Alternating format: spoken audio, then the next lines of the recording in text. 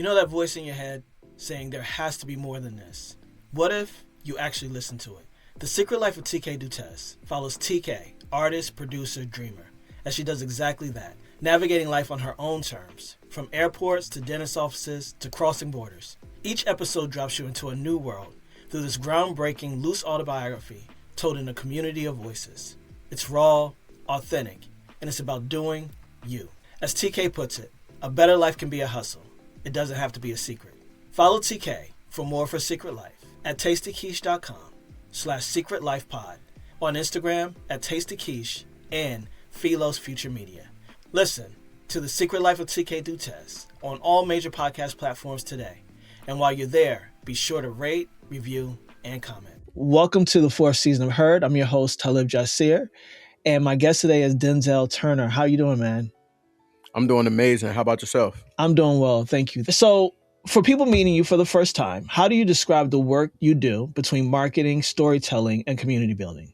Yeah, absolutely. For me, in terms of talking about the work that I do, is really doing my best to be a community builder and a bridge builder within our community as well. And really, I just want to be a creative that's putting on for my people in the city of Detroit and then our people in the Black community as a whole. And really being able to bridge the gap between people who are in our communities from our actual community leaders and then also business leaders as well, and the folks who want to be able to support Black owned and be able to learn from these people's journeys and stories so that they can be inspired to develop their own initiatives. And I want to be able to be the person to help bridge that gap, to help people make those human connections in our community. And so that's how I ended up starting the Black Fridays podcast back in 2020. This will be my 6th year, I believe, in September, and been doing a weekly podcast spotlighting different Black owned businesses, creatives, entrepreneurs in my community, outside of my community, primarily in the Metro Detroit, but we've had interviews in New York and talked to people in Ohio, Seattle, all across the country. So just continuing to be able to build upon those stories and really hone in on how people can get education and knowledge the non-traditional way. Yeah, that's dope, man. You born and raised in Detroit? Born and raised West Side all day. Nice. It's something in the water, man, in Detroit. Not that you speak for all Detroiters. I continuously meet a lot of community-focused people in Detroit, people who really want to see some major opportunities happening for those of you who live there, and just really 10 toes down about the city and wanting to see it grow. I mean, you don't see it often. I've lived in different cities across the United States, and you don't hear these conversations, really. When I speak to folks in Detroit, it's something about it that always says, I want to put on for this city, and I want to make sure that we continue to grow. What do you think that's about?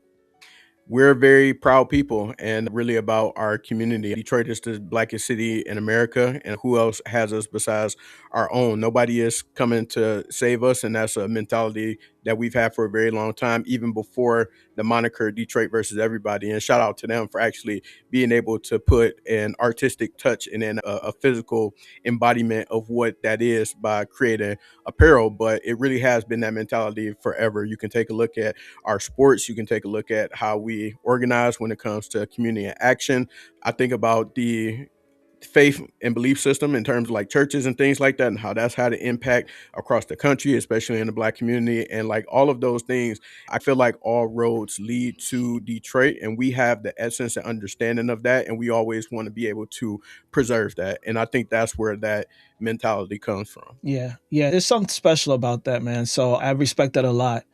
And how has Detroit shaped the way you think about entrepreneurship and ownership? Man, Detroit has definitely created the way that I think about those things. And I say that in the sense of I came from a family of hustlers, and being able to use whatever it is in their skill set or creativity to be able to make something shake in so many different shapes and forms, from entrepreneurship, from some things that's not necessarily aligned to entrepreneurship, but always being able to have a vision of people being able to work hard and make a way out of no way. And that's really given me my identity when it comes to my personal approach to business, and also how I feel what our ecosystem is like, which is a gift and a curse, because I love the fact that people are willing to hustle and then use what you have accessible and available to you in order to make the thing happen and get it started. started. But then sometimes we can get caught up in that hustle trap of where you're always just looking for the next opportunity or a quick come up, and you don't necessarily take the step back to say,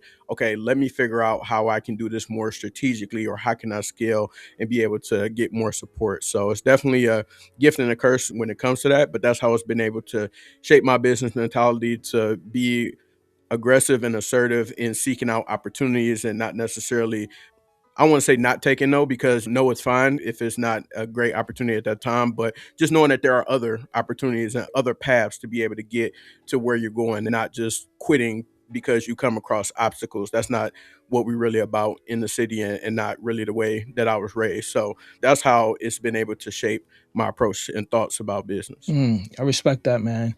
And you created Black Fridays to amplify Black-owned businesses. What gap were you seeing that made you say this needs to exist? During 2020, when George Floyd had just been murdered, there was a social media call out for a Blackout Tuesday, where you were only supposed to buy from Black-owned businesses as a sign of civic action in response to what happened. And so I just started playing around with the thought, Black Friday and a weekly touch base with Black businesses, or go to Black businesses, something like that. So I sat on that for a while. I think that was June of 2020. September, I started doing the Instagram live series where I talked to different creatives, Black business owners, entrepreneurs, to be able to introduce folks to the great work that they've been doing, to shine a positive light on these people who have been doing this work and passionate about the work that they do for so long, talking to nonprofit leaders, creators, and so forth. And so the gap that I saw initially was that during that Blackout Tuesday, I'm trying to figure out where are different Black-owned businesses in the city. I know they exist because I'm in Detroit and they're all around us. But if you don't have the proper information or know the right people or the right neighborhood, it's not readily accessible to you. So I found it my creative way to be able to take my education mindset around marketing and business, and then being able to take my love of communications, media, and then combine it all together to be able to introduce people to these Black-owned spaces. And so that was the gap that I saw, that wanted to be able to help navigate people to these folks and the things that they were developing and building. And one of my greatest joys of the platform is being able to have people tell me like, hey, I saw so and so on your podcast, and now I'm using them for my lawyer, or I saw so and so's product and that's really helped me and my child's eczema. So just being able to have those stories and that rapport with people, that's what makes it all worthwhile for me, because that was the gap at the time that I definitely saw. Yeah, and congratulations on 6 years and evolving in the space. You talked about starting on Instagram Live. And then when you started on Instagram Live, were you taking that audio and making it a podcast, or did the podcast come second? So the podcast came second. It was about a year into it, maybe a little bit more, where I started recording on Zoom with folks, and then I took the audio from Zoom, chopped it up, and then I put it out as a podcast episode. And then some of the Instagram Live videos that had the best quality, because Instagram Live used to be janky. It might still be janky, but the best audio ones, I would snatch the audio from the videos and then use that for podcast episodes also. So that's how I got started with the actual traditional podcast format. Nice. So you're archiving, in a sense, a lot of these businesses that have started, and you hope that they remain and don't go away because the economics or, what we've been dealing with lately with the regime. But the fact is that whatever happens, they were here, and you are proof of that. They were here through your archive. So that's really dope, man. Your show pulls back the curtain on how founders actually make money. Why was it important for you to center revenue, systems, and scale instead of just inspiration? For me, especially in these economic times and prior to, it was always important to me in terms of ownership and being able to understand how you would have a pathway to ownership, whatever that looked like for you outside of your 9 to 5 or your primary thing that it is that you're doing. Because just based on some of the people that I've studied and things that I've read and come across over the years, that is the true path to being able to build at least economical wealth, and then other avenues of wealth in terms of that. Also, I know people are interested in being able to understand the economics behind a potential side hustle, a business opportunity, entrepreneurship endeavor. And I don't think conversations happen around that enough. And so I want to be able to try to extract that from the folks that I'm talking to who are the experts in their space or who have been doing that particular thing for a while, because obviously they've been able to sustain. You've made some amount of money or got paid for certain opportunities, created certain opportunities. So how can we extract those very important lessons that everybody wants to get to? For example, I did a survey at the top of this year asking folks what type of content did you want to hear, and almost everybody said, I want to learn how to secure my financial stability, especially with what's going on in the economy, what's going on in the world. People want to know, am I going to be able to sustain in the future economically? Because nobody knows what's going to happen right now. So that's why I try to ground the level of conversation at. In addition to getting to know the folks, tell us how you got to amass the things that you've been able to do throughout your business, especially from a financial standpoint, if you can. Yeah, yeah. It's super important what you're doing. It allows people to get outside of their own head, see the possibilities from other people's experiences and journeys, and not just the possibility, but also the know how, the steps that they took.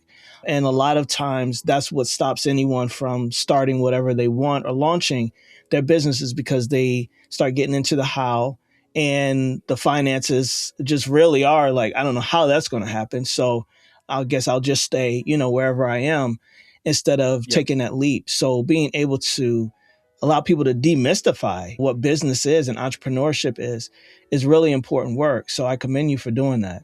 Yeah, that's Thank big. you. Thank you. And how's it helped you having these Oh conversations? man, it's helped me in so many different ways because I get a chance to have basically like a mini master class every time I get a chance to talk to a guest. And I try to challenge myself to be able to find different avenues of pathways for career and or entrepreneurial opportunities by talking to my guests about different things. So not really staying in specific subtopic or subgenre of businesses, but really try to go across the spectrum because I get a chance to learn more about different fascinating careers. And then primarily a small flex, but I always tell people that this is definitely a huge benefit to podcasting is you get a chance to get exposed and meet so many different people within my network, getting a chance to meet people I would have never came in contact with prior to, and either have an opportunity to do business with them or just build a genuine personal relationship with them. That's been something that I definitely cherished throughout my process in developing the podcast and is a huge benefit for me for doing the show. Yeah, for sure, it's a benefit. And it's something that a lot of podcasters learn as they get into it that, oh, wow, I get to have conversation with people that I never even thought I'd come across or have access to because of this Yeah. platform. It definitely allows space for that and gives you permission. I have a platform. I want to talk to people. I want to talk to you. And so I'm glad you brought that up. It is a huge benefit to podcasting for most creators and an avenue for upward mobility to gain what it is that you want to gain, whether it's knowledge or opportunities or experiences. It definitely supports that. So for sure. Mhm. Are the guests that you have Detroit based only, or do you talk to people all over the world?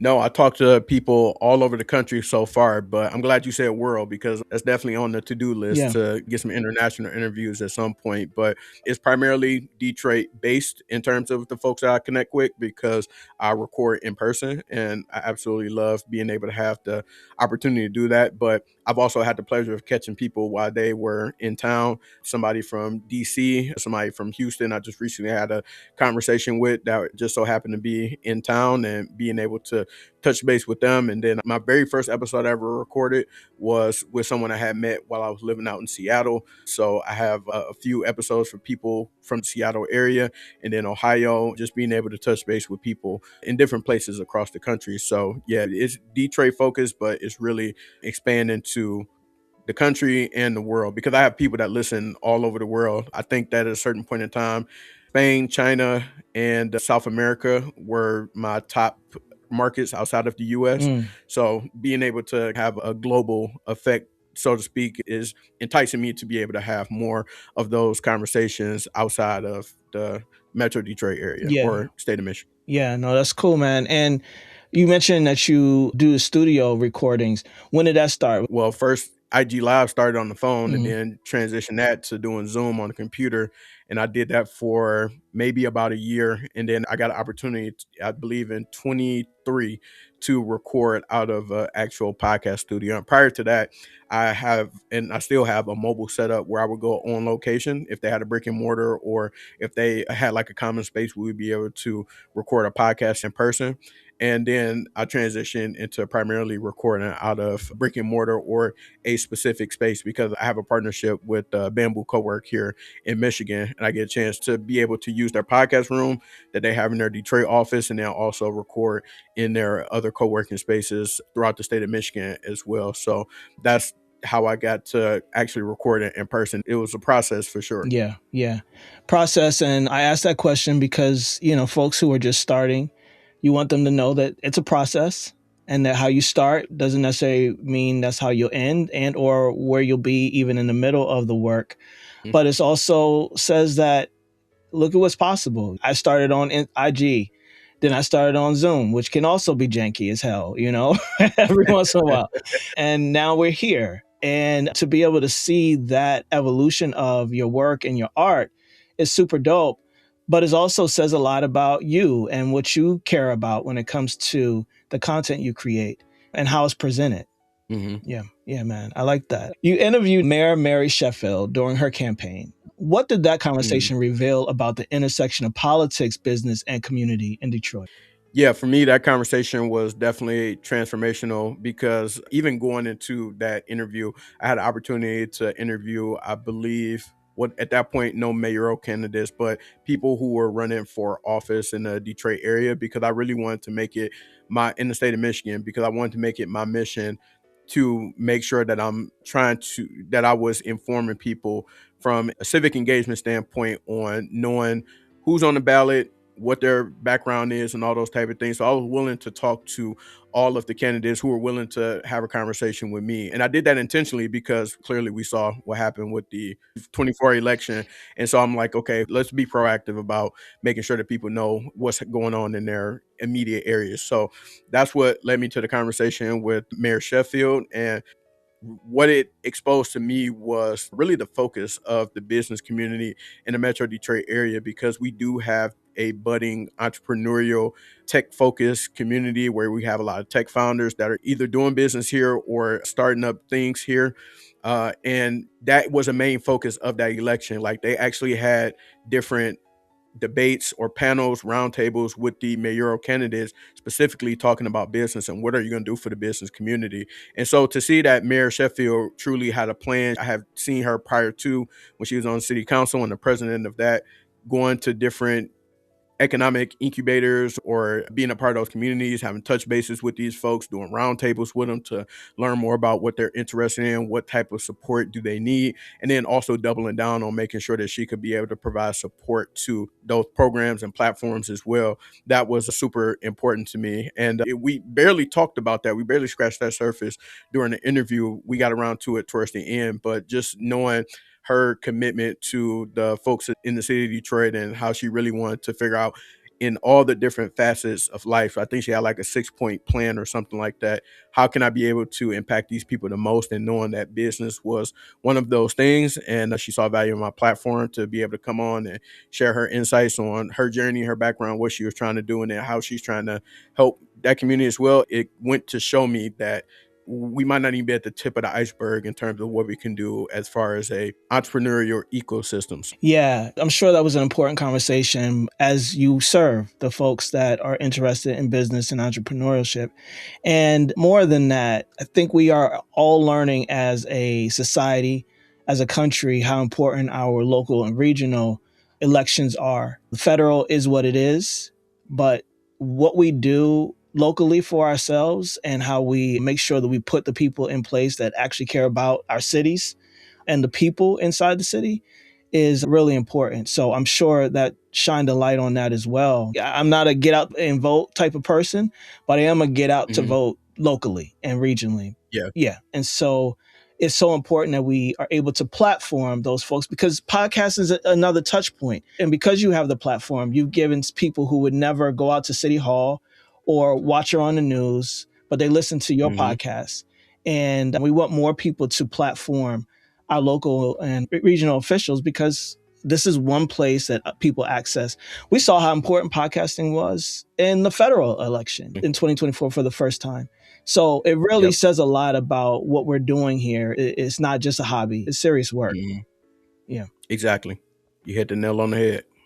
Yeah, man. So you worked in automotive, sports, and tech. Mm. How do you translate corporate marketing strategy into something that genuinely serves Black entrepreneurs?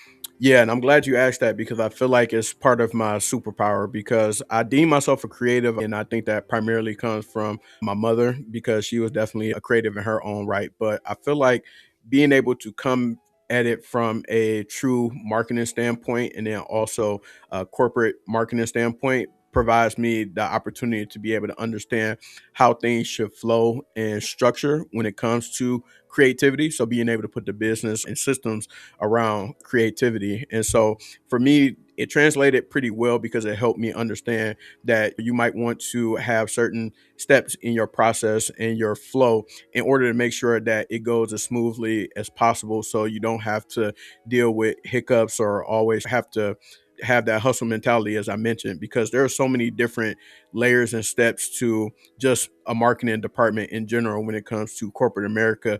And even though it gets on my nerves because it feels like it's slowing down the process, a lot of that stuff is very necessary in order to make sure you can have the best end product at the end of the day. So I think that it translated very well for me and some of the systems being able to use or things I can keep in mind that I've done in the past when it comes to work is making sure you have a repository for all of your data, your content, and places to be able to put those so that you can either use them in the future or easily find them if you need them for any metrics. And also, I work in marketing, so I've done 1,000 PowerPoints in my day. So being able to know like how to pitch, how to visually put together a story, those things have been very helpful in terms of making connections with different brands, different organizations, and being able to sell the platform to whoever it is that you might be trying to sell to. And then also consistency, making sure that you're able to pump out whatever it is that you're doing on a consistent basis because that is what people anticipate and expect from you.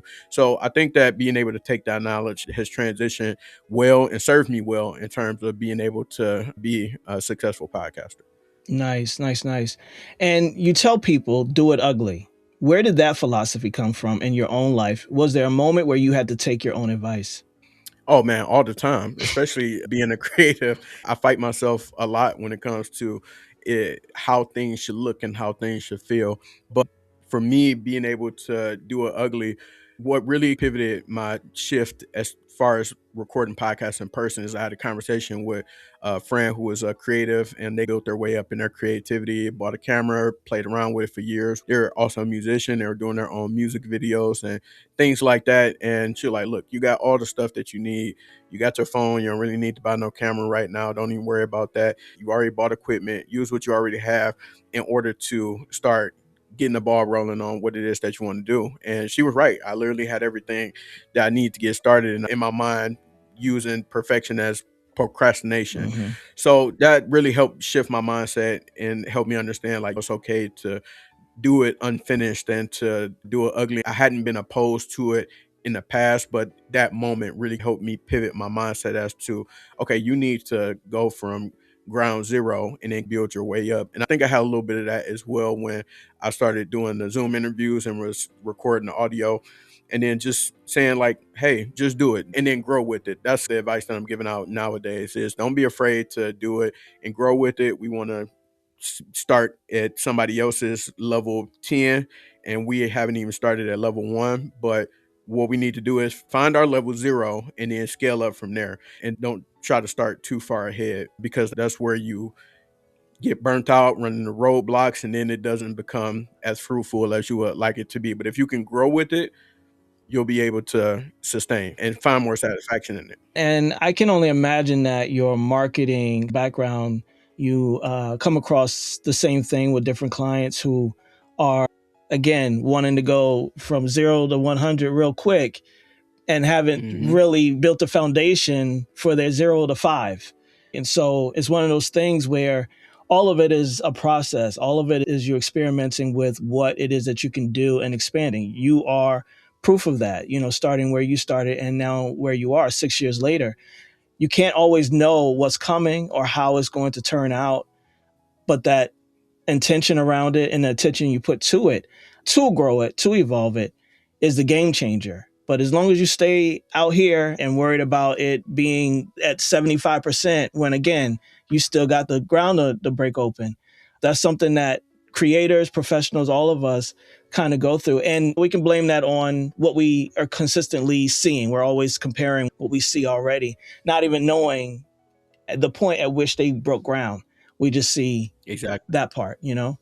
Yeah, like if you go back and look at some of the podcasters that I've listened to over the years and you look at like their episode one, like Joe Budden was damn near in a basement when he started his and kept that look intentionally Mm-hmm. throughout the majority of the platform. It's only now that he's like in this beautiful loft or high rise apartment, whatever it is, wherever they record, and it's just look absolutely stunning. But they used to have like one camera, a couch, he had a laptop, and some microphones, and that was pretty much it. So if you look at some of these people, Earn Your Leisure, one of the platforms that inspired the Black Friday show, they started recording on cell phones and a dining room table with like two cell phones. Mm-hmm. You got to grow into this thing. I literally just got cameras back in November, and I told you I've been doing this thing for 5 years, going on 6 years Yeah. right now. So allow the room to be able to grow into it. Yeah, man. Yeah. So are you moving into video now, you would say, for your podcast?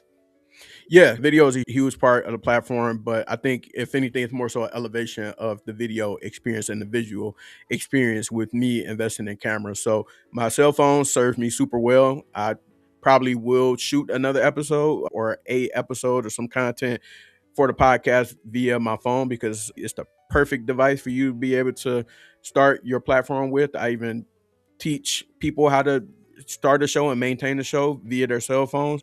But in terms of the visual experience and some of the creators that I aspire to be like, I wanted to be able to start to figure out how I can grow my show to be more visually appealing to support with people and their experience with the platform. And then also, selfishly, I want to free up my phones because it's hard to, if I need to look up something real quick or Yeah. fact check or make sure I communicate with a guest, my phone is tied up because I'm recording. So I would prefer to just buy the tools that actually do that so I can free up my devices that I actually need. Yeah, yeah.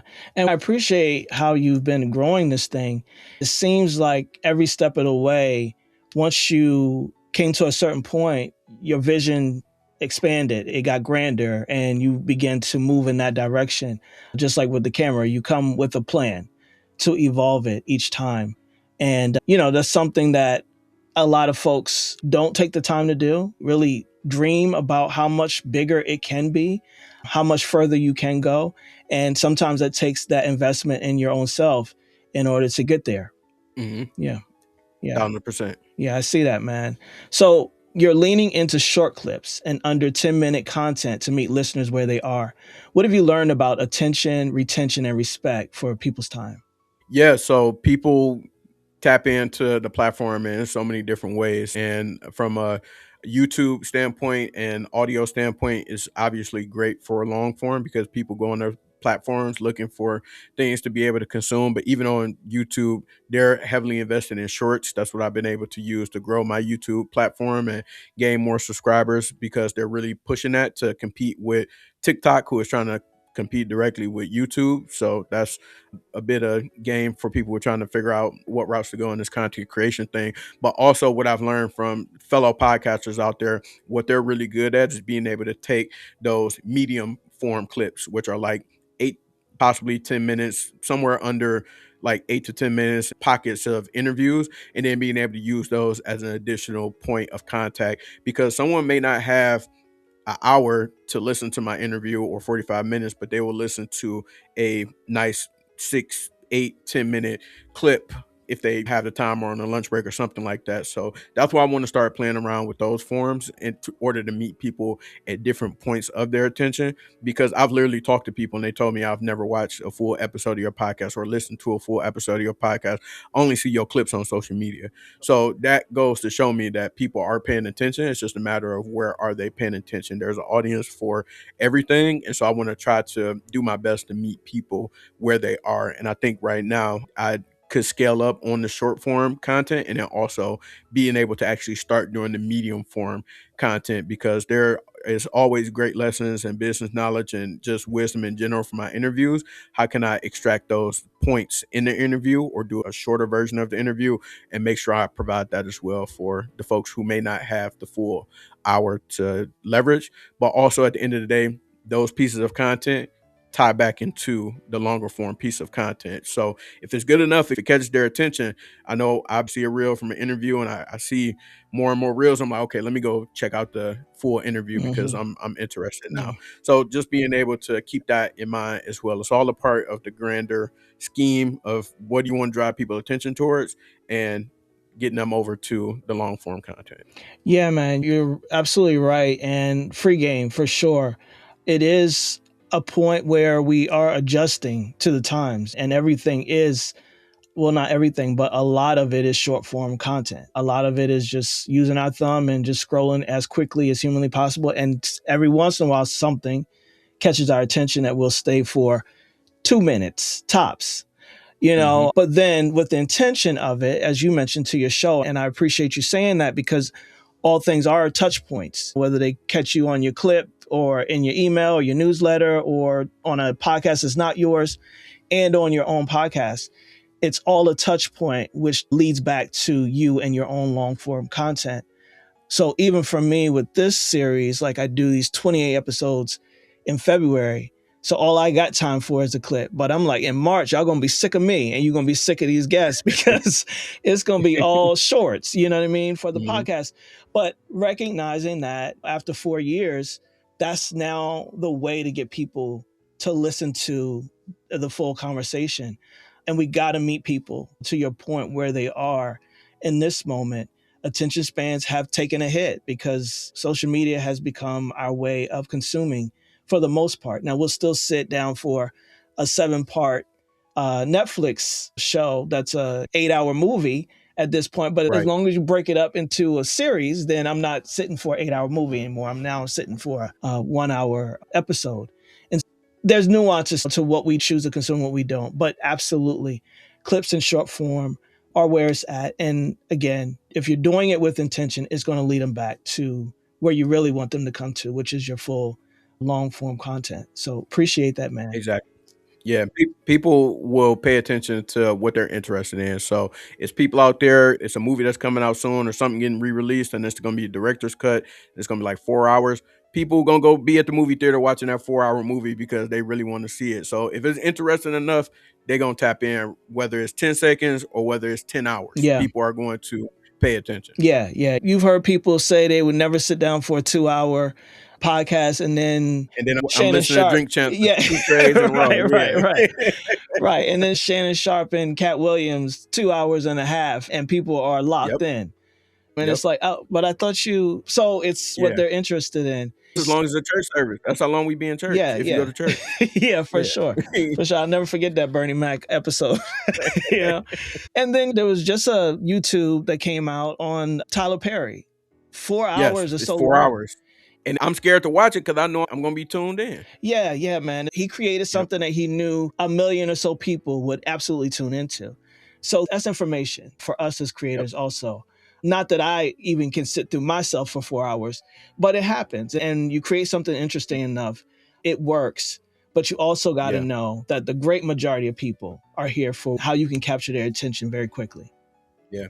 So Kev on Stage is one of my idols when it comes to content creation. And he talks about how he had, I think, an hour-long special or something like that. And even though he has an hour-long special that's out there, wherever he put it out on Patreon or something like that, he still took the time to literally chop up every joke that he did in that hour-long special and put that out on social media. And then like he tallied up the views from each of the videos and talked about how X amount of people may have listened to it in its entirety, like on that long form, but even more people watch the entire thing without knowing through these clips. So it all works together. Yeah, it's a strategy.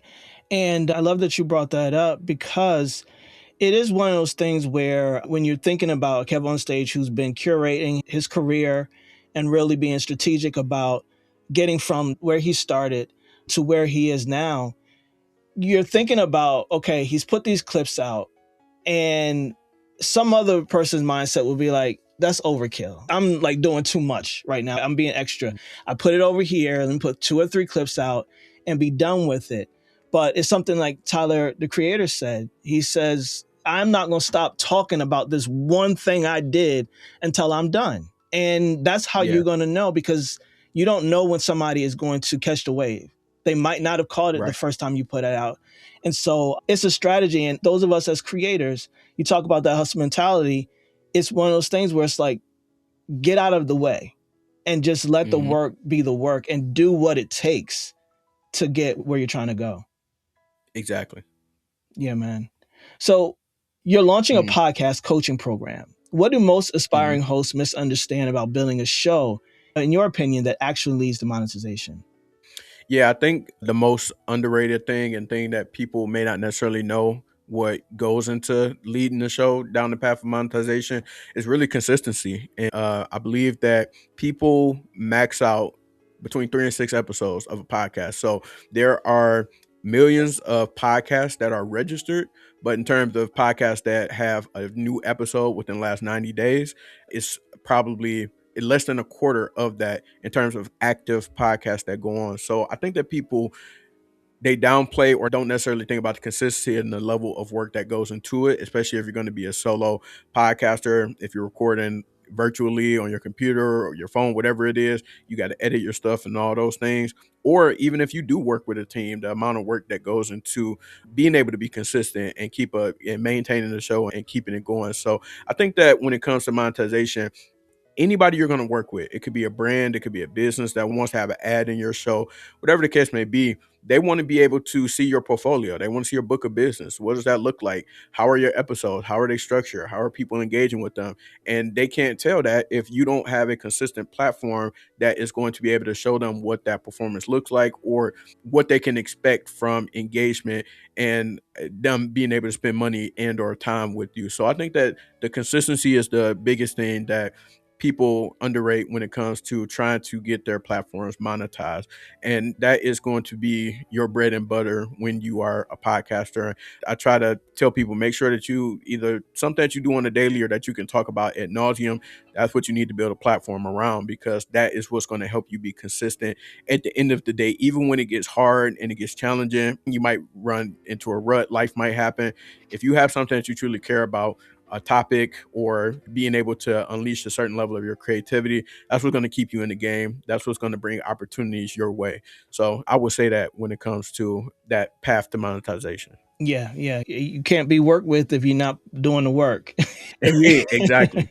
Yeah, yeah. So it is important. And I would love for you to respond to this as well. A lot of times, consistency and sustainability is based off of monetization and folks quitting before they even get to that point. Is back to kind of what we said about having to break ground and then build on top of it and create a foundation on it. Yep. The fact that it didn't monetize in the time frame that a person expected is enough for them to say, well, I tried, it didn't work, Mhm. I'm gone. When really, if you kept putting in the work, the possibility may have been there. Yeah. Yeah. And that, from an entrepreneurial standpoint, and I'm sure you can attest to this, is that if you think about it, people feel like they're going to create something, they're going to hop on a podcast or start podcasting, they're going to start a business or whatever the case may be and make what they call it residual income right away. This stuff takes time. It takes time. It is a grind. I don't care what it is that you do or what career path you take. If you think about people who, like, let's take the NBA, NFL, for example, professional athletes, it's easy to say, like, oh, I saw them hoop in college and high school and things like that. But before they got to that point, they might be 10 years into playing basketball at that point in time before they see any money from any monetary gain. Well, it's different now with NIL, but any monetary gain when they get to the professional level. Like, these people are almost 20 years into football before I even get my first professional check. And so Mhm. things take time. And I think that people feel like they're just going to hop into something. Like, the people that I talk to and have conversations with is people who have businesses for decades or over a decade, and they just now started paying themselves a salary from their businesses, meaning they had to figure out how to get money, use savings, whatever the case may be, other ways to make sure their bills was paid. but the actual business, they just started paying themselves. So things take time, and it has to be whatever you're going to invest your time and your energy to. You have to have that understanding of, if I don't get a dollar from this, will I continue to do it? And everybody doesn't want to hear that, but it can pay off for you. But it may take 5 years. You may take off your first 5 episodes and somebody want to come and give you a check right away, but chances are that's not going to happen. So how long are you willing to be able to grind, stay consistent, and keep doing your thing until those opportunities do come? Or from a non-monetary standpoint, how do you make it work for you? Do you just want to build connections? I talked to one guy maybe a few weeks ago where he mentioned he started his platform because he wanted to have people who he wanted to do business with. He wanted to sit down with them and have a conversation, and that helped him create a higher close rate on his business because he was able to build rapport with these people. So it was about money, but not directly like, hey, pay me for my content. So I say that to say, how do you make it work for you? How do you make the deal work for you? Whatever it is, are you looking to get in close proximity to someone? Are you looking to create a certain style of content for a portfolio? Make it work for you. It doesn't always just have to be dollars and cents, but you need to make it make sense for you. If I could offer my 2 cents on that. Yeah. 2 cents received, man. Thank you.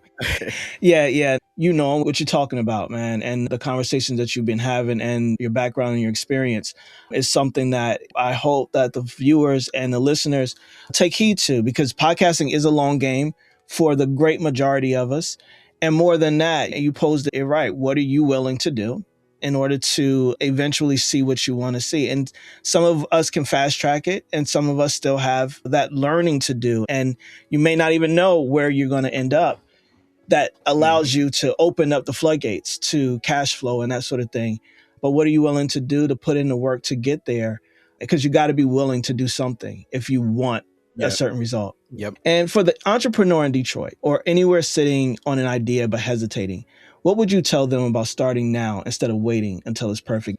If I could give like a quick and dirty business plan, so to speak, in terms of getting started, I would say limit your time in between brainstorming and actually doing. I would say give yourself a allotted amount of time, let's say a weekend, in order to do all your brainstorming. Just brain dump whatever idea you got, write it down, talk to Chat GPT, Claude, whatever you need to do, get that out of the way. And then after you are able to hone down on what that thing is that you're going to do, or things, I want you to actually start to do them. Give yourself another deadline to actually, let's say a week out from that weekend that you do. Because let's say you're working, let's say you're busy, you got stuff going on.